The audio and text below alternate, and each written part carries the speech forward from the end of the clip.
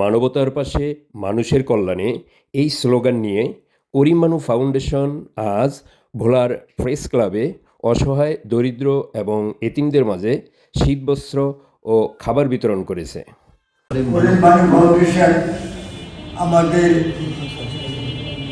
আমার গ্রামের সন্তান, তারা এই শীতবস্ত্র প্রদান করেছেন, তাদেরকে আমি ধন্যবাদ জানাই। করিম মানু ফাউন্ডেশন পারিবারিক ফাউন্ডেশন, এই ফাউন্ডেশন এই কাজটি করেছে, তাদের উপলক্ষে আপনারা শীত নিবারণের জন্য কিছু বস্ত্র পাচ্ছেন, তাদেরকে আমি অন্তঃস্থল থেকে ধন্যবাদ জানিয়ে আজকে কম্বল দিয়েছেন। তার বাড়ি একবারে আমার বাড়ির পাশে ছিল, আমরা তাকে চিনি, একই গ্রামের, একই পাড়ার, একই গ্রামের। সে আমার জুনিয়র, অনেক ছোটো ভাই।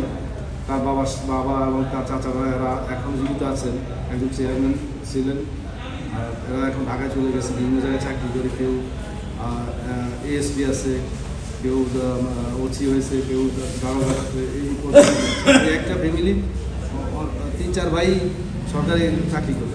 তারা এই উদ্যোগগুলো তাদের আমরা খুব স্বাগত জানাই এবং ভবিষ্যতে যাতে এগুলো অব্যাহত থাকে আপনারা তাদের সঙ্গে দোয়া করবেন।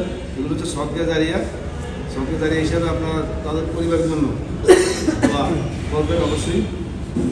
বিত্তবানদের আর্থিক সহায়তায় নিজেরা স্বাবলম্বী হয়ে তারাও টাকা দিতে পারবেন, এই কথা যদি অব্যাহত থাকে আগামীতে আমরা সুন্দর সমৃদ্ধ একটি বাংলাদেশ করতে পারবো।